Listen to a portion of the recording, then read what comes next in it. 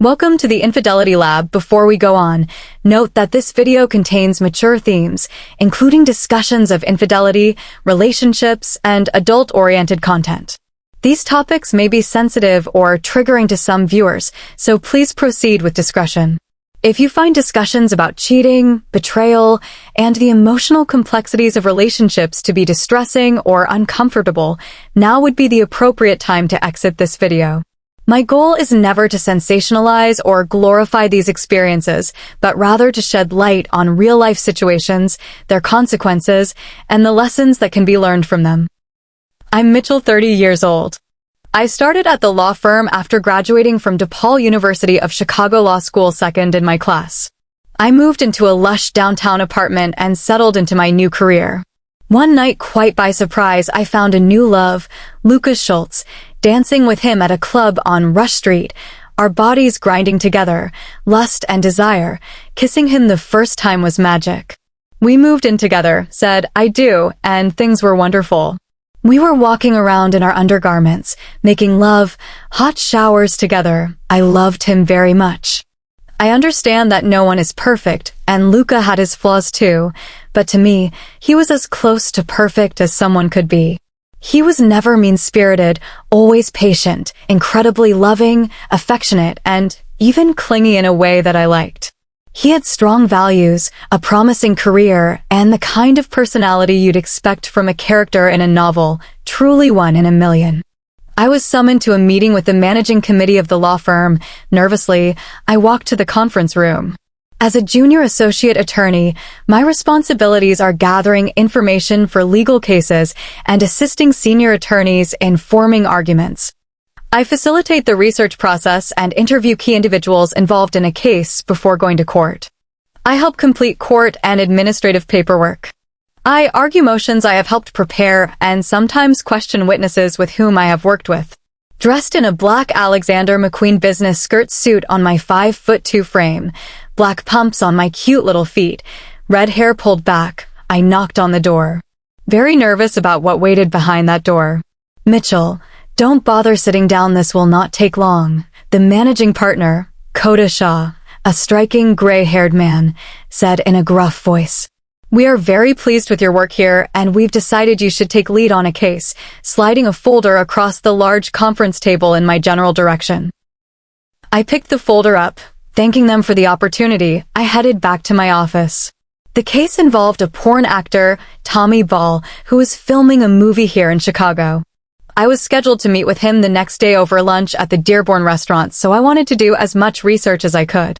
The case was fairly cut and dry. He had a contract, and the production company had violated that contract. I will not go into details for confidentiality reasons. Still, it is good to know everything about your client so there are no surprises. I would watch some of his movies/videos tonight when I got home so I could familiarize myself with his work. Arriving home and stripping off my work attire, hanging it neatly in my closet, I poured some wine and sat down to watch Tommy Ball perform. The first video showed him naked playing a guitar, a fellow musician. The next video showed him caressing his body before flexing his muscles. His bare body looked a lot like my ex, black pubes neatly trimmed in a cute triangle. Didn't know I missed my ex this much. My desire growing watching him like I watched myself in my bedroom mirror. My hands found my chest, pinching and caressing and squeezing them. Bringing one of my chest hangers to my mouth, teasing it, flicking my long tongue over it. Taking my time enjoying the show as he revealed himself. I let my hand slide down slowly over my stomach through my red pubes to feel the wetness. As he played the guitar, I played along with my fingers in sync. Rubbing softly, caressing, letting my fingers play, inserting one and then two fingers and slowly moving them, then two fingers inside me, slowly moving in and out, my wetness growing. My other hand following the same path to find my inlays, rubbing it gently the whole time, watching the scene play out on the computer screen. My juices making a slurping sound as my fingers thrust in then out. I was so turned on, my juices trickling down my peach crack sent shivers up my spine. Looking at that actor on the screen jerking. Hungrily I sucked fingers fresh from my own honey pot, imagining it was him. Mesmerized by him. My body dancing with pleasure, a magnificent feeling, my scent filling the room. slowly dropping my wet fingers down the crack of my peaches to my brown flour, rubbing my juices on my tight peach hole. Probing the entrance gently, poking one finger inside and thrusting in deep. The sounds coming out of my mouth surprised me. Something primal taking over, losing all rational control, I submitted to Tommy Ball. The idea of submitting to him, giving myself completely over, serving only to lust and desire, pleasure. Bringing my fingers up to taste my sweetness. "You dirty bag," I heard him say, licking them eagerly. Exhausted and spent, I laid in bed dreaming of our meeting the next day.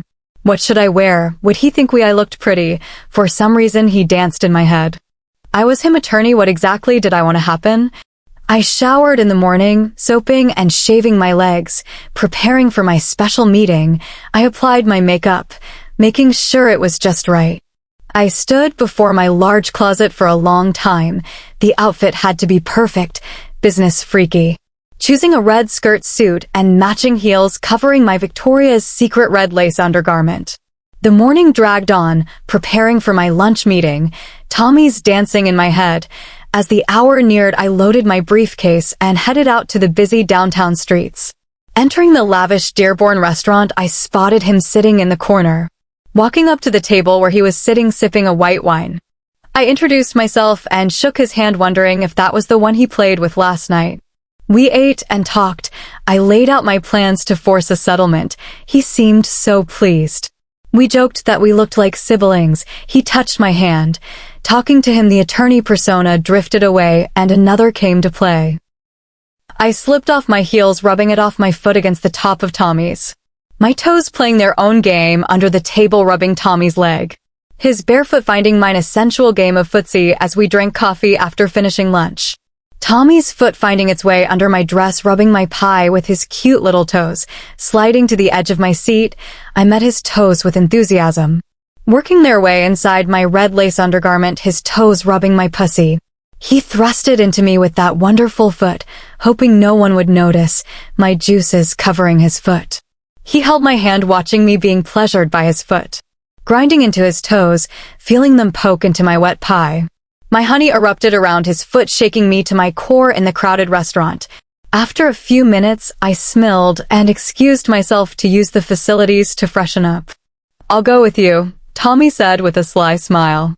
My heart raced as we walked toward the ladies' room. Once inside the bathroom, we were all alone to my surprise. Entering a stall, Tommy following close behind, I turned to express shock at what had just happened. But his lips found mine, his long tongue dancing in my mouth. What a wonderful feeling. My hand playing with his small chest, he stroked my face with his soft hands. What was I doing? Like what you see, noticing me staring at his banana. I looked away, blushing. He reached out and caressed my hand. I was so turned on. What was I doing? It felt so good, almost natural. I tingled all over. I wanted more.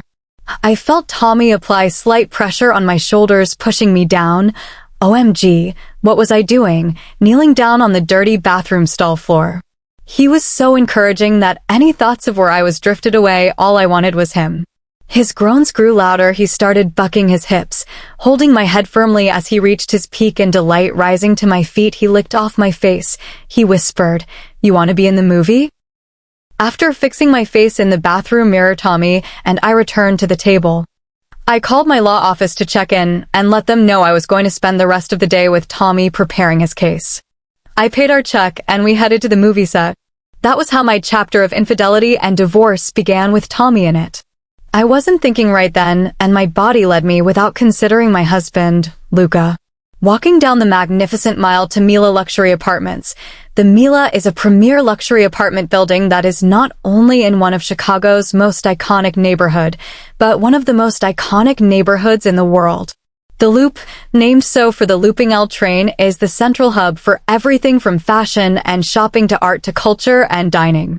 That's why they decided to spare no expense when designing and building the luxury apartments on Michigan Avenue. To honor the esteemed location, they even named the luxury apartment building Mila, which pays homage to its ideal location at Michigan Avenue and Lake Street. With the 41-story luxury residential development, with a modern, glass facade, floor-to-ceiling windows and residences, impeccable views all around. We rode the elevator to the penthouse apartment. Inside were cameras, lights, sound equipment, and a crew. Tommy introduced me to the producer, a short, stocky man, bald man chewing a cigar. He explained his scene idea. Tommy Ball seduces her sister after she comes home at work. He looked me up and down and said, "That will work." We sat in chairs as the makeup technician worked on our faces. A contract was given to me which I gave a quick read and signed. The producer explained the scene that would take place in the living room. I entered the scene through the door. Tommy laid on the couch in a sweater and brief. "How was your day, SS?" The line spurring the fantasy in my mind. Long. I was on my feet all day, the line I had said 1,000 times. "Take off your heels and pour some wine. I'll give you a nice foot rub," Tommy said with a beautiful grin. Fantasy to reality, I poured some wine, removing my heels and suit jacket. Facing him on the couch, my bare feet now in his hands, he rubbed them, and just like that, I was acting out the script but was lost in it, until the yell from the movie director brought me back to reality. Cut scene. The crew applauded as we were handed silk robes. I should have known better. It started as a secret, a game I thought I could control, a hidden world tucked away behind closed doors and silk sheets. But secrets don't stay buried for long, especially when you are careless, when you leave behind whispers in hotel lobbies and fingerprints on wine glasses. One morning, as I sipped my coffee and scrolled absent-mindedly through my phone, the world I had so carefully tried to compartmentalize came crashing down. My affair with Tommy Ball had become a headline. Some blogger, one of those self-proclaimed digital watchdogs, had pieced together the breadcrumbs I had so foolishly scattered. Photos, anonymous sources, speculative captions, all tied together in a scandalous exposé. My name in bold letters. My reputation shredded by strangers. And then came the online in-laws, the self-appointed judges of morality. Social media erupted with opinions, criticisms, and relentless mockery. Some labeled me a disgrace to my profession, a pathetic cliché who threw away a promising career for a cheap thrill. Others found entertainment in my downfall, crafting memes and jokes at my expense. The worst were the ones who dissected my marriage, who painted my husband as a fool, a man who had given his love to a woman who clearly didn't deserve it.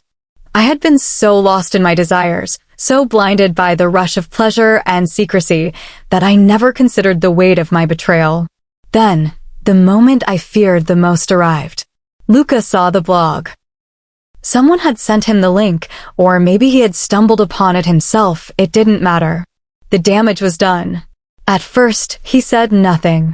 For 2 days, there was only silence, a heavy, suffocating quiet that filled every corner of our home. He avoided looking at me, his eyes blank, his hands clenched into fists whenever I walked by. And then, on the 3rd day, he spoke. "I want a divorce." The words were calm, almost clinical.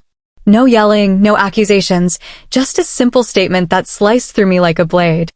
I opened my mouth to protest, to beg, to explain, but what could I say? That I wasn't thinking? That I lost myself for a moment?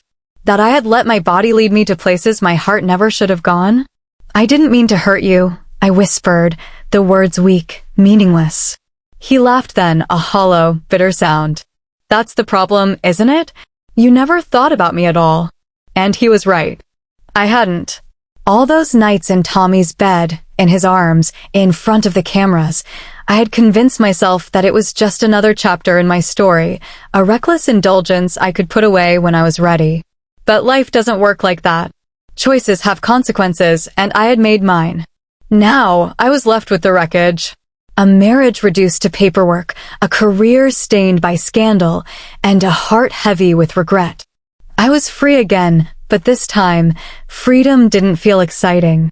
It felt like punishment. If my story resonated with you, don't forget to like and subscribe. Hit the notification bell to stay updated, and share your thoughts in the comments. I'd love to hear from you. See you in my next video.